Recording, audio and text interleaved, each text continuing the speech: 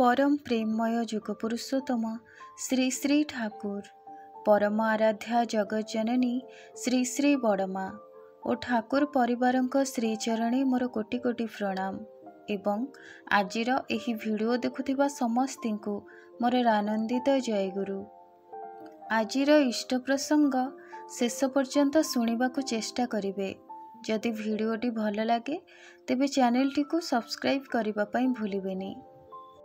आमर परम सौभाग्य जे आमे मनीष रूप जन्मग्रहण करिसेंती आउ परम दयाल आम उपरे कृपा करी तांकर चरण रे आमको आश्रय देइछंती। ता बोली आम मानक भली साधारण मनीष मानकर कोनसी विपद आपद रहिबनी ता कण हेबो। किंतु आमे जदि ठाकुरंकर विधान मानि चली पारंती तेबे जेते बड़ ग्रह दोष थाउ ना काहेकि जेते बड़ विपद आसुना काहेकि से सब किछि धूली भली उभान होई जाई पारे। तेणु जेतेबेले जेउ संकटरे बा विपदरे पड़ुछंती सेतेबेले ठाकुरंकु स्मरण करी ठाकुरंकर बीज मंत्र मनन करी संकटरु उद्धार निमंते कर्म करि जिबा जरूरी। ठाकुर विभिन्न बाणीर माध्यम रे आमको उपदेश मान देइछंती।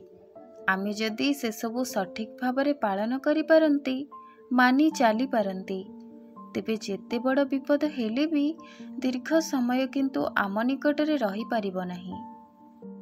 कारण ठाकुरंकर बाणी रे रहिछि सबु प्रश्नर उत्तर, सबु परिस्थितिर सुधार आउ सबु विपद को तड़ी पारिबार सफल कायदा।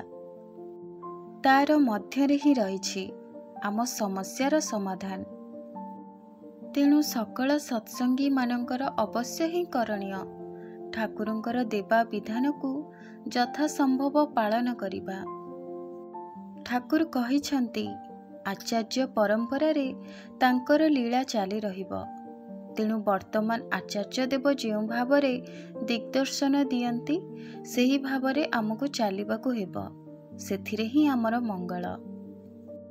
जीवन रे आमे जेते रकम दुख कष्ट पांती ता हुए तो आमर किछि कुकार्यर फल होइथाए अथवा पूर्व जन्मर कार्यर फल जहा आमे एबे भोग करुछंती। किंतु जदि आमे ठाकुरंकर शरणापन्न थांती अथवा ठाकुरंकर नाम ध्यान ठाकुरंकर देवा विधान मानंती तेबे कर्म आमर परिमार्जित हुए आउ पूर्व जन्मर कार्यर फल को से क्षमा करी आमको तांकर चरण रे आश्रय दियंती। से जहा भी करंती मंगल पाई ही करंती। तांकर प्रत्येकटी कार्य पछरे लुचि रही थाए मंगल कारण जहा आमे सहजरे बुझी पारंती नहीं।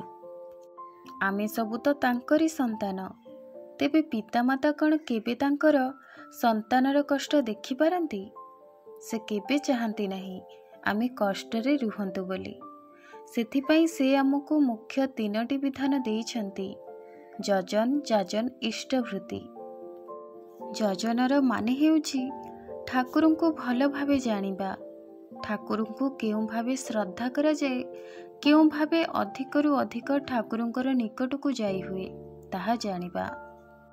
एही जानिबाटा आउ 10 जनक सहित आलोचना करिबा बा जणैबाकु ही कुहंती जाजन। आउ इष्टवृत्ति हेउछि ठाकुरंकु निवेदन करी अर्घ्य प्रदान करिबा। गोटिए कथा अछि गुरु सेवा ना दिए जल ग्रहण कराओ पाप। तेणु प्रतिदिन सखाळे कर्मर आरंभे आमे ठाकुरंकु इष्टवृत्ति अर्घ्य हिसाब रे ठाकुरंकर सेवा कार्य प्रदान करंती। भगवान जे आम मानक प्रति अमंगल करंती नहीं सेथिपाई गोटे कहानी कहूची। छोट जलाशयटी थिला ता मध्यरे दुईटी मागुर माछ रहुथिले। गोटिए थिला खूब ईश्वर विश्वासी हेले अन्य माछटी सेपरी किछि करेना। सेतेबेले ईश्वर विश्वासी माछटी ताकु बहुत करी बुझाए जे भगवानकर नाम कर, तांको उपरे विश्वास रख, देखिबु परम मंगलर अधिकारी हेबु। हेले अविश्वासी माछटी ताहा आदौ बुझेना। किंतु गोटिए दिन एमिति आसिला ଯେ ଅବିଶ୍ୱାସୀ ମାଛଟି ବିଶ୍ୱାସୀ ମାଛ କଥାରେ ରାଜି ହୋଇ କହିଲା, ଠିକ୍ ଅଛି, ତୁ ଯଦି ଏତେ କରି କହୁଛୁ ତେବେ ମୁଁ ଏଥର ତୋ ସହ ନାମ କରିବି। ଦେଖିବା ତ କ'ଣ ପରିବର୍ତ୍ତନ ହେଉଛି। ଏହାର କିଛି ଦିନ ପରେ ଗ୍ରାମର କିଛି ମାଛ ଧରାଳୀମାନେ ଜାଲ ପକାଇବାକୁ ସେହି ପୋଖରୀକୁ ଆସିଲେ। କି ଅଦ୍ଭୁତ, ସେହି ଦୁଇଟି ଯାକ ମାଛ ଧରା ପଡ଼ିଗଲେ ଜାଲରେ। ସେହି ସମୟରେ ମନ ଦୁଃଖରେ ଅବିଶ୍ୱାସୀ ମାଛଟି ଈଶ୍ୱର ବିଶ୍ୱାସୀ ମାଛଟିକୁ କହିଲା, ଏହାର ଆଗରୁ କେତେଥର ମାଛ ଧରାଳୀମାନେ ଜାଲ ପକାଇଛନ୍ତି, ହେଲେ ଆମେ କ'ଣ କେବେ ଜାଲରେ ପଡ଼ିଥିଲେ?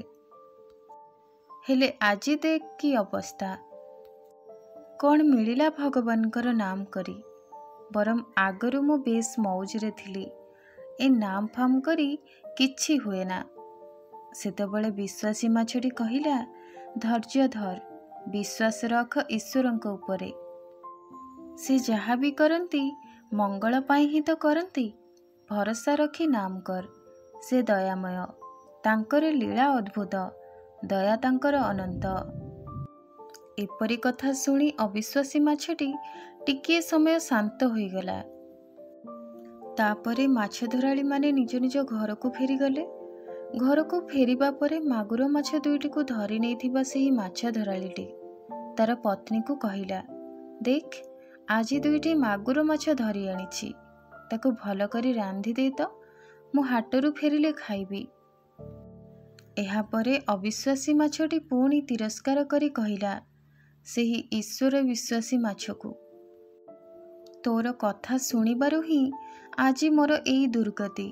ଆଗରୁ କେତେ ଭଲ ଥିଲି। ଭଗବାନଙ୍କର ନାମ ଜପି କି ଲାଭ? ଆଜି ତ ପ୍ରାଣ ସଂଶୟରେ। ଏହା ଶୁଣି ଈଶ୍ୱର ବିଶ୍ୱାସୀ ମାଛଟି କହିଲା, ଦେଖ, ଦିନେ ତ ନିଶ୍ଚୟ ମରିବାକୁ ହେବ, ଦିନକ ଆଗରୁ ବା ପରେ। ତୁ ମନ ଦୁଃଖ କରନା, ସେଇ ଭଗବାନଙ୍କୁ ଡାକ, ଭରସା ରଖ ତାଙ୍କ ଉପରେ। ମୃତ୍ୟୁ ତ ନିଶ୍ଚୟ ଆସେ, ହେଲେ ହୁଏତ ନାମ କରି କରି ମରିବା। ଏହାପରେ ଅବିଶ୍ୱାସୀ ମାଛଟି ଆକୁଳ ଭାବରେ ଭଗବାନଙ୍କୁ ଡାକିଲା। ଆଉ ଏପଟେ ପତ୍ନୀଟି ତାର ସ୍ୱାମୀଙ୍କ କହିବାନୁସାରେ ମାଛ କାଟିବାକୁ ଯାଏ ତ ମାଛ ଧରାଳୀଟି ଦୌଡ଼ି ଦୌଡ଼ି ଆସି କହିଲା, ମାଛ ଦୁଇଟିକୁ କ'ଣ କାଟି ଦେଇଛୁ? ପତ୍ନୀଟି ମନା କରି କହିଲା, ଏପର୍ଯ୍ୟନ୍ତ କାଟିନି, ତେବେ କାଟିବାକୁ ଯାଉଥିଲି। ତାପରେ ମାଛ ଧରାଳୀଟି କହିବାକୁ ଲାଗିଲା ଯେ ସେ ହାଟରୁ ଶୁଣିଛି ରାଜା ପୋଖରୀ ଖୋଳିଛନ୍ତି, ଆସନ୍ତା କାଲି ତାର ଉଦ୍ଘାଟନ। ତେଣୁ ରାଜା ସେହି ପୋଖରୀରେ ଯୋଡ଼ା ମାଗୁର ମାଛ ଛାଡ଼ିବାକୁ ଚାହାନ୍ତି। ଆଉ ଯିଏ ମାଗୁର ମାଛ ଆଣିଦେବ ରାଜା ତାକୁ ପୁରସ୍କୃତ କରିବେ। ତେଣୁ ତୁ ଜଲ୍ଦି ଜଲ୍ଦି ମାଛ ଦୁଇଟିକୁ ପରିଷ୍କାର କରିଦେ, ମୁଁ ତାଙ୍କୁ ରାଜାଙ୍କ ପାଖରେ ଦେଇ ଆସିବି ବୋଲି ସେହି ମାଛ ଧରାଳୀଟି ତାର ପତ୍ନୀକୁ କହିଲା। ଏ ସମସ୍ତ କଥା ଶୁଣିସାରି ବିଶ୍ୱାସୀ ମାଛଟି କହିଲା, ଦେଖିଲୁ ତ ପ୍ରଭୁଙ୍କର କି ଦୟା। ରାଜାଙ୍କ ପୋଖରୀରେ ରହିଲେ କେବେ ଆଉ କେହି ବି ଆମକୁ ଜାଲ ପକାଇ ଧରି ନେବେ ନାହିଁ। ତେଣୁ ଏହା ସ୍ପଷ୍ଟ ଯେ ଭଗବାନ ଯାହା ବି କରନ୍ତି ମଙ୍ଗଳ ପାଇଁ ହିଁ କରନ୍ତି, ହେଲେ ଆମେ ତୁଚ୍ଛ ସେ ମଙ୍ଗଳ କାରଣକୁ ବୁଝିପାରନ୍ତି ନାହିଁ। ଆଜିର ଆଲୋଚନା ଏଇଠାରେ ଶେଷ କରୁଛି। ରହୁଛି, ପୁଣି ଆସିବି ଏକ ନୂଆ ପ୍ରସଙ୍ଗ ସହିତ। ସେ ପର୍ଯ୍ୟନ୍ତ ଆପଣ ସମସ୍ତଙ୍କୁ ଜୟ ଗୁରୁ। ବନ୍ଦେ ପୁରୁଷୋତ୍ତମମ୍।